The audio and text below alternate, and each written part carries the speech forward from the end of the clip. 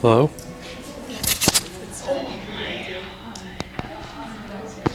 I haven't used PowerPoint for like 10 years, so. That's your language. Now, In the write-ups, if you have them.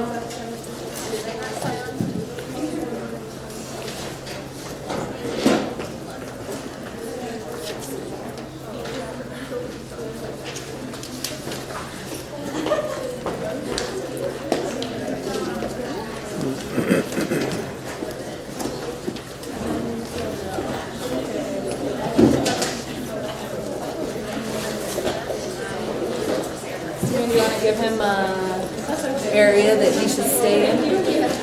where would you like to stay? Well, what's easiest for you? Go anywhere, so wherever you're most comfortable.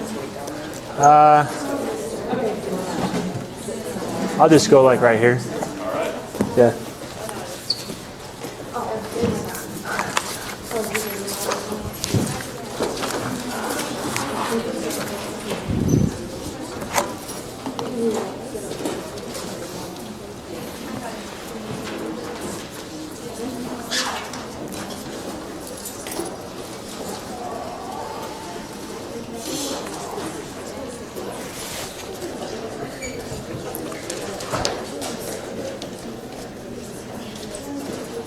All right, last call for write-ups.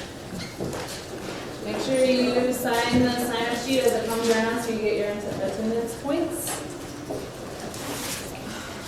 Any questions before we welcome our guest speaker? At the end of class, I'll give you an assignment about what your next week's write-up will be, and I will post it on Google as well.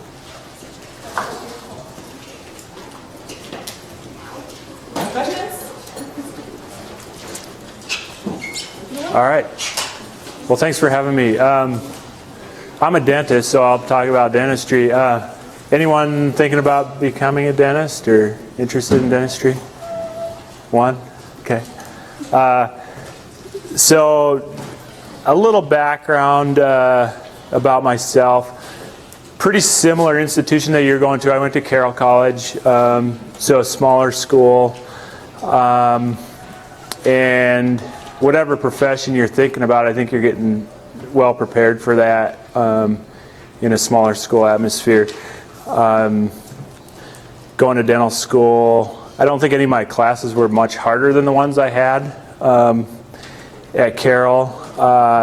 Certainly a lot more information and more classes, but I felt well prepared. So you're in a good spot as far as preparing for whatever your next step is. After Carroll, I went to Creighton University to dental school, which is in Omaha, Nebraska. And then I did a general practice residency, which is a one-year residency. And then an oral surgery internship, which was another one-year residency year. And then came back to Billings, which is my hometown, and bought a practice. So I'm a general dentist here. Dentistry is unique in a couple ways, and we'll talk about that, versus medicine and some other health professions. But you have to enjoy working with your hands as well as your mind. And it is science-based, but there's also some artistic ability that goes into it, a component of artistic ability that you need. Getting into dental school, pretty similar to other health professions. Your GPA is obviously important. There's a standardized test similar to the MCAT called the DAT, the dental admission test. And there's an academic component in that, as well as some spatial relationships that they test you on.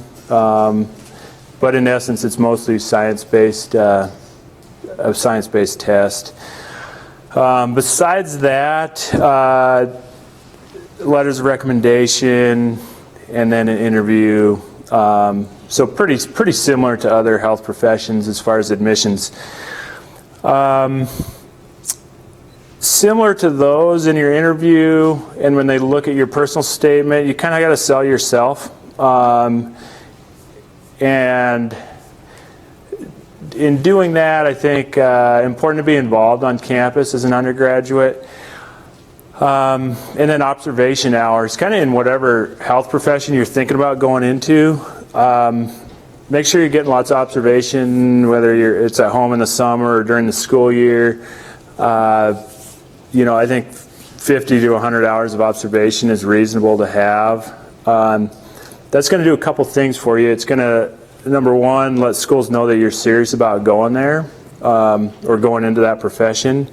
And number two, it kind of gives you a good look at what your life's going to be like and whether you actually are going to like it. So, if you're torn between two things, get as many observation hours as you can to kind of figure out what you want to do. I think there's a website called asdanet.org, asdanet.org. It's American Student Dental Association website. And there's pretty good stuff as far as timeline of applications and timeline of classes that you should be in, and has some different strategies as far as getting into school and things to prepare you. So that's a good website to go check out. If you're actually pretty serious about dental school, there's an undergraduate student membership that you can do to ASDA. And I think it's $63 a year, so it's not a huge amount. But I think they do periodic emails and kind of help you with application stuff. So if it's something that you're thinking about, probably a good thing to join. As far as admissions into dental school,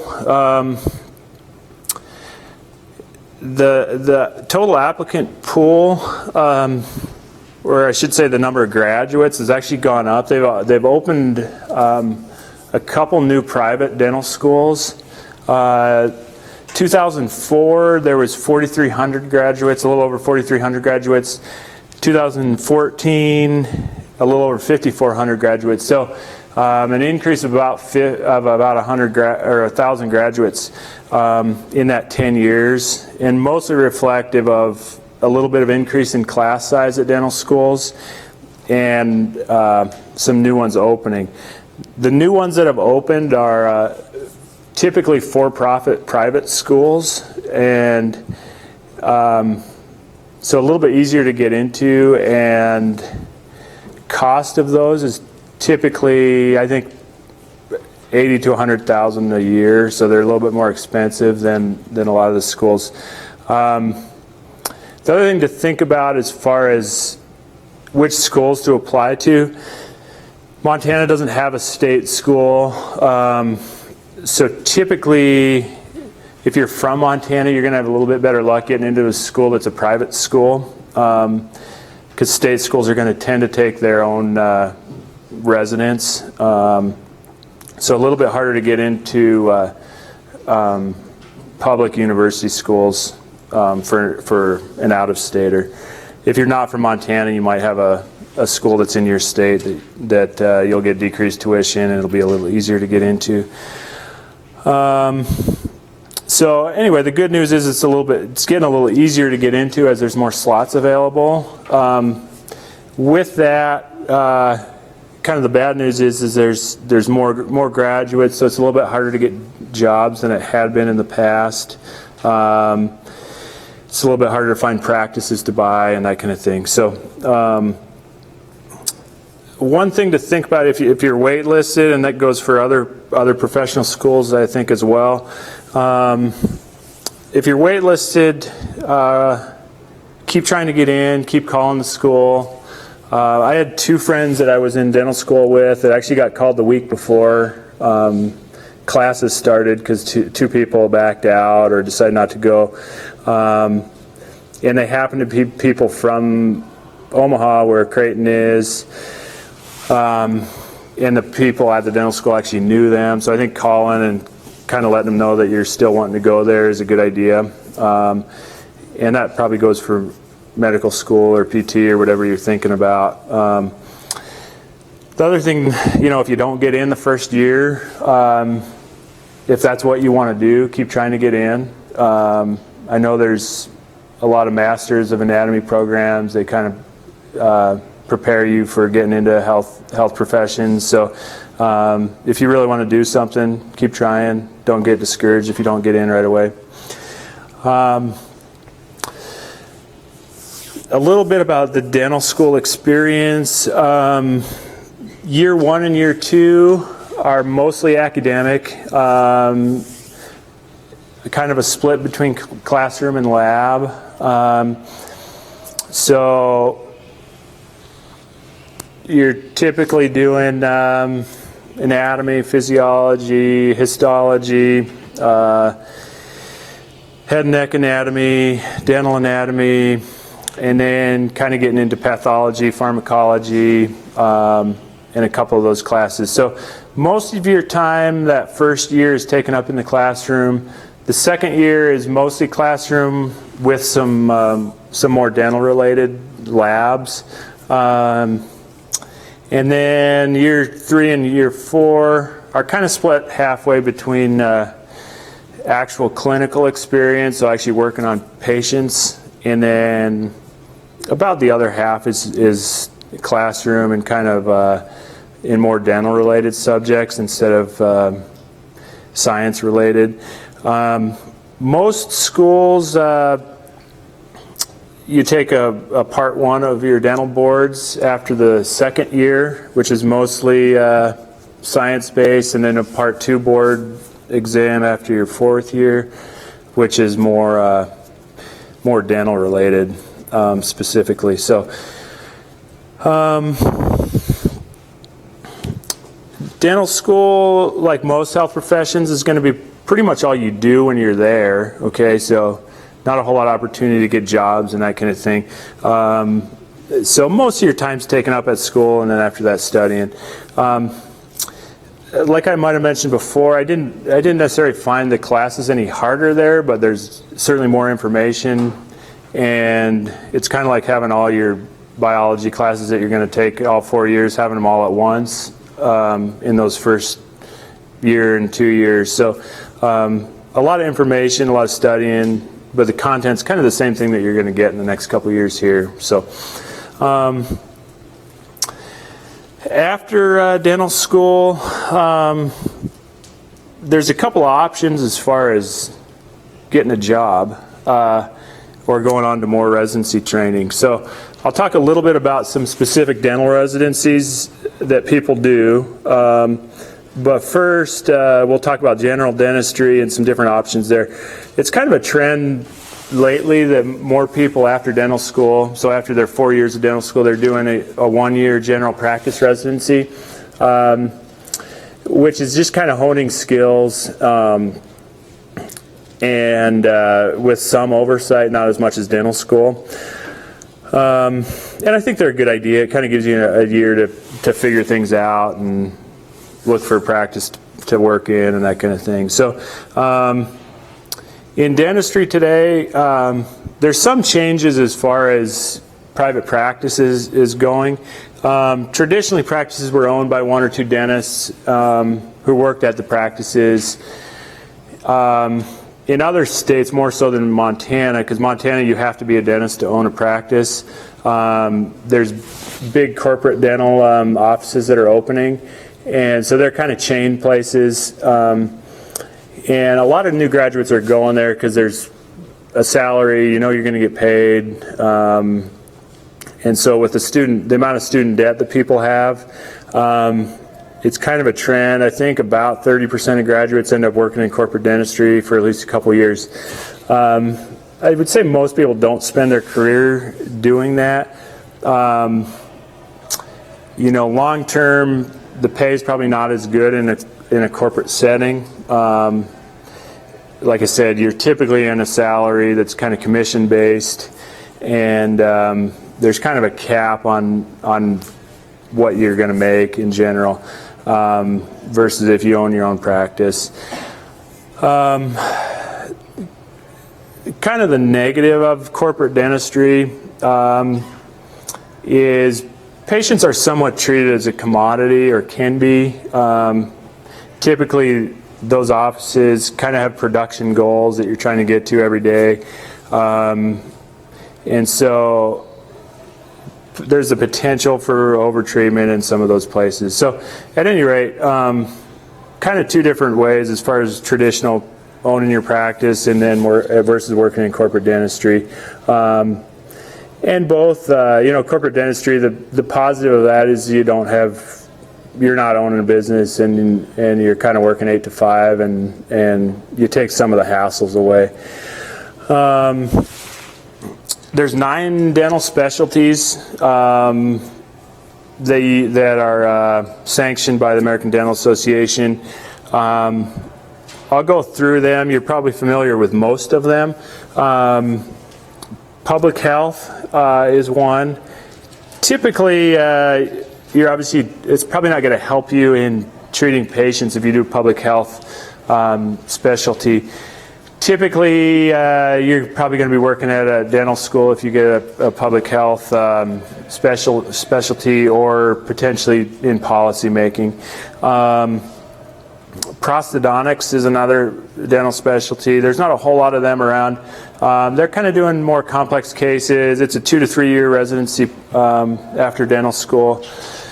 They're the guys. They do tooth-related things, but they're also the guys like if someone has facial trauma that can't be surgically repaired, they'll like rebuild noses and rebuild faces and stuff like that. So kind of an interesting field. Periodontology, they are kind of specialized in gum tissue and the health around teeth. They are kind of the forefront of putting implants in as well. So most of them now kind of specialize in implants. Pediatric dentists, pretty self-explanatory. They're just going to see kids. Most people here probably know an orthodontist pretty well, so they're going to be putting braces on. Oral maxillofacial radiology is another one. Again, most of the time they're going to work in a dental school setting.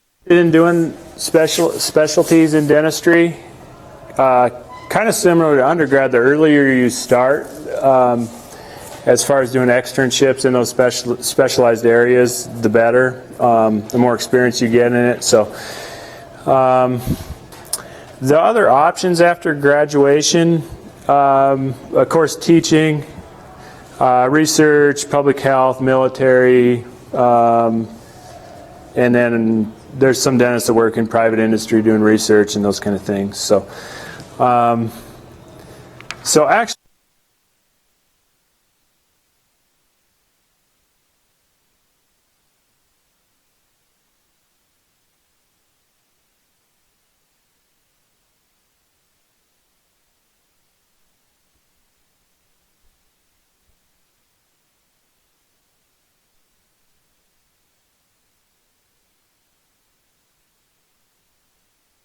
level of control that you have, which comes with some downsides, but if you don't really want to have a boss, it's a good career.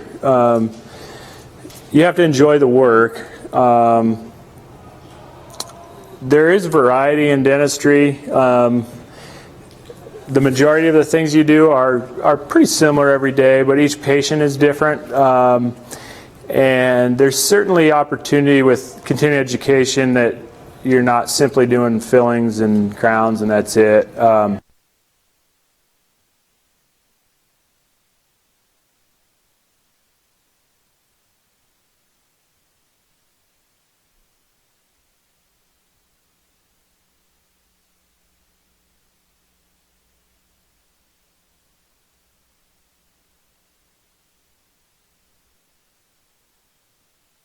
Seems like most dentists like to golf. I'm not sure why that is, but a lot of dentists in town, I would say, work 3.5 days a week, and do pretty well. So